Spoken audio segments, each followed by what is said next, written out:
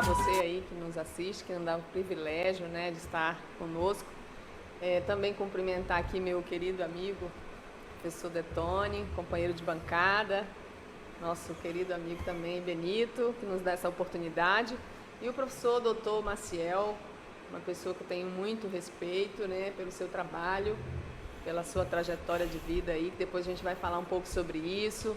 É uma pessoa importantíssima para a educação do estado de Rondônia, então seja bem-vindo ao programa. Obrigado. E continue conosco, que assim, o professor tem muitas ações, muitos projetos, né, interessantes para que você que nos assiste possa, de fato, saber o que um professor doutor vem construindo, né, na sua história, na história da educação de Rondônia. Então seja bem-vindo, professor. Ok, obrigado pela oportunidade. Boa noite aos telespectadores e fico aqui à disposição dos colegas. Muito bem, também quero saudá-lo, professor, doutor, pós-doutor, o homem é fera, Benito. Antônio Carlos Maciel, meu amigo pessoal também já de longa data, uma pessoa que certamente tem muito a dizer sobre sua contribuição para a educação nesse estado. Quero saudar a todos vocês que nos acompanham. Esse é o programa Conteúdo Amazônia, um programa que traz coisas boas, que traz bons assuntos construtivos. Hoje vamos falar de educação em diversos projetos interessantes. Quero saudar também a Fatinha, vocês todos já conhecem, ex-vereadora, ex-secretária de Educação, né? Então estou muito feliz, Benito, por essa oportunidade de trazer o professor Maciel para conversar conosco. Professor Maciel, eu gostaria que, antes de mais nada, o senhor se apresentasse academicamente. Qual é a sua graduação, sua especialização, seu mestrado, doutorado? Esse cara é teu fã. O homem tem coisa para contar aí. Então, em primeiro lugar, se o senhor pudesse nos situar. Tu vê que eu perguntei da trajetória dele, eu não perguntei da formação. Claro. Bom, eu sou graduado em Filosofia e Pedagogia, fiz até o 6º período de Administração de Empresa. Depois eu fiz uma especialização em Inovação Tecnológica, o mestrado em Educação e o doutorado em Ciências Socioambientais, com uma tese sobre o desenvolvimento da colonização de Rondônia. E fiz agora recentemente o pós-doutorado em Educação e fui professor da Unicamp, professor visitante da Unicamp em 2015. Muito bem. Eu conheço um pouquinho da sua história e aqui temos também uma pedagoga, né? Eu queria que o senhor falasse um pouquinho desse trabalho que foi realizado na Vila Princesa, que, se não me engano, já faz um tempinho, não é? Mas marca também uma das suas realizações, como, além do projeto Burareiro, que a gente já pode explorar um pouquinho mais daqui a pouco, falar um pouquinho dessa atividade, né? Quais são as grandes atividades assim que o senhor realizou, tem realizado na universidade, né? Então, em primeiro lugar, se puder explicar como é que foi essa experiência aí desse projeto de alfabetização na Vila Princesa. A experiência do projeto Burareiro começou lá no curso de Pedagogia, quando eu era professor do Departamento de Educação, em 1999, 2000. Foi um projeto de PIBIC, um projeto de pesquisa, que a gente passou a fazer uma experiência ali no lixão, do lado da universidade. Então, eu, mais 3 alunas da universidade, fizemos um projeto para alfabetizar as crianças, né, diante de uns estudos que a gente tinha, que havia um alto índice de reprovação na primeira série. A professora foi secretária de Educação, sabia que o elevadíssimo índice de reprovação. Então, nós aproveitamos para fazer um trabalho que pudesse alavancar as crianças, né, naquelas condições em que se encontrava a Vila Princesa naquele momento. Esse trabalho foi feito por 3 alunas, hoje uma delas inclusive é doutora, né, e professora lá do campus de Ariquemes. Professor, assim, a gente sabe que aquele espaço, né, da Vila Princesa, além de toda essa problemática das dificuldades sociais que existem ali. Eu acho que o senhor deparou muito com isso, né, no processo da pesquisa e do trabalho, efetivamente. E aí, há de se observar que tanto lá na Vila Princesa, com essa sua experiência exitosa, e também lá em Ariquemes, né, com a construção do projeto Burareiro, você contribuiu muito em relação a não só esse processo ensino-aprendizagem, mas também efetivamente na construção aí de um cidadão melhor, porque quando a gente faz educação, em especial educação em tempo integral, a gente consegue também levar a criança para outros espaços, né? Estar na escola no contraturno. Então, eu acho que seria interessante tu explorar um pouco mais isso, né? Como que você vê enquanto professor, enquanto doutor, né? Que vem fazendo esse trabalho no estado de Rondônia, falar um pouco sobre essa questão da educação em tempo integral, que você lá atrás, né?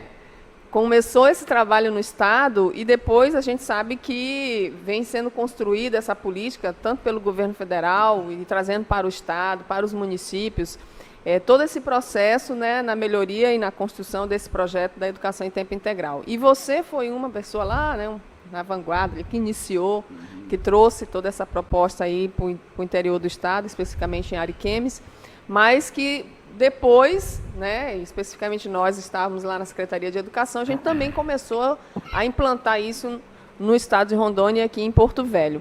Como é que você percebe isso hoje, né, essa política implantada, se ela ajudou lá no começo e hoje, fazendo um paralelo com a tua experiência, né?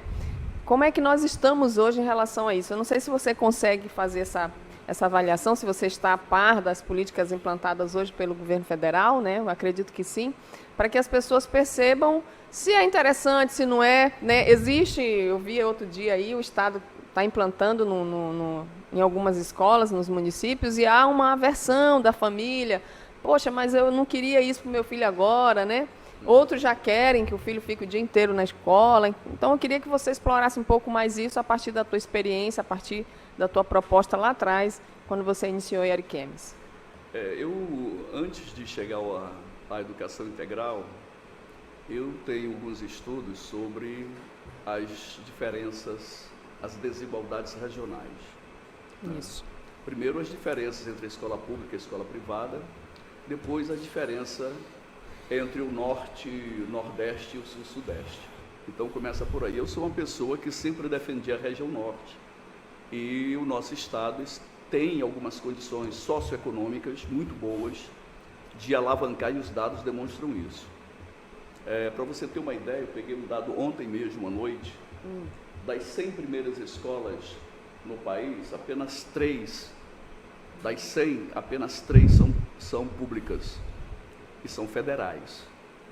Todo mundo sabe que as escolas federais, a demanda delas são, na verdade, os próprios filhos dos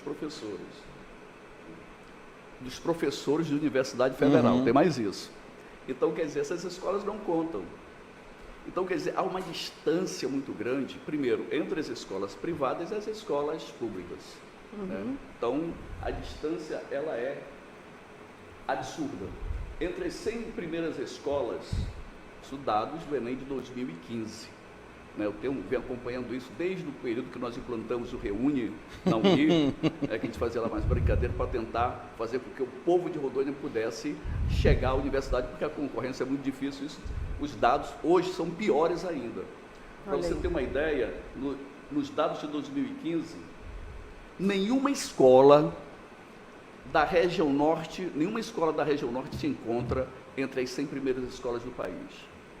Um absurdo. E não estou falando de escola pública não, das privadas também.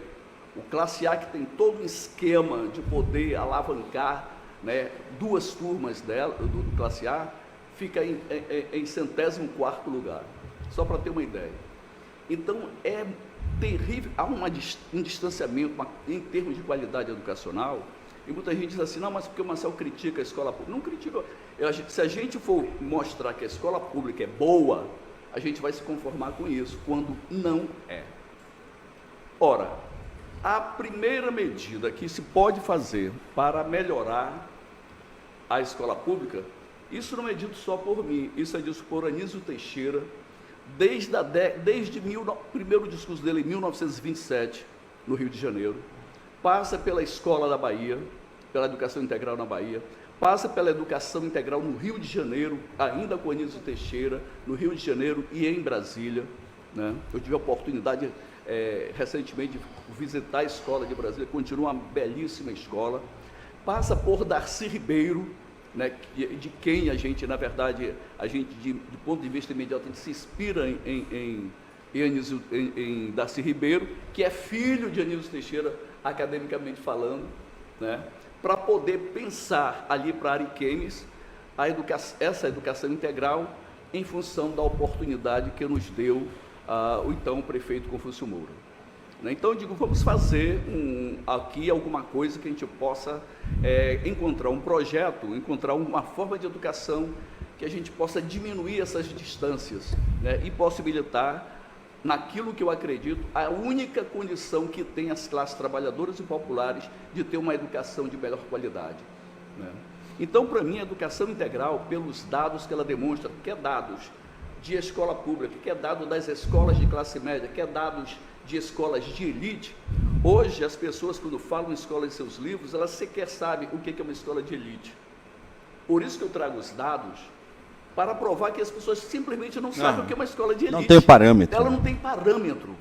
Simplesmente não tem parâmetro, porque nós passamos por uma política, a partir de 1971, em que ela agride, que ela destrói a escola pública que se tinha. Ela complementa isso. A escola se transforma num espaço de sala de aula. Ora, o espaço de sala de aula é um espaço essencial, mas sem os laboratórios, sem os dados de cultura, de esporte, de lazer, de refinamento do espírito, a escola simplesmente não é escola. Como diria o Darcy Ribeiro, é um curral onde se concentram pessoas para aprender alguma coisa. E aí fica muito difícil. Então, quer dizer, as políticas que vieram posteriormente, em 2007, as políticas que não é propriamente de educação integral, são políticas de educação integral muito diferente do que o Anísio Teixeira entendia por educação integral. Então, esse projeto, ele possibilitou alavancar Ariquemes para o Brasil, inclusive. É um projeto pioneiro no norte do país, coloca para o projeto do governo federal, ele vem em 2007, o nosso já foi em 2005, foi anterior, né? Me possibilitou, do ponto de vista do meu grupo de pesquisa, criar esse conceito que a gente trabalha no Brasil e que me levou à Unicamp como professor visitante, que é o conceito de politecnia, né? Um conceito pedagógico que a gente trabalha para mostrar que é possível que também as classes trabalhadoras e populares possam ter e tenham, se tiver as condições, né? Se, como diria o Arquimedes, há 2000 anos antes de Cristo, me deu uma alavanca que eu levanto com um pão de apoio, que eu levanto o mundo. Se a gente conseguir colocar instrumentos educacionais eficientes nas mãos das classes trabalhadoras e populares, elas terão condições de competir de igualdade, pelo menos com as classes médias. Já não digo com eles, porque o negócio, em termos educacionais, é muito complicado.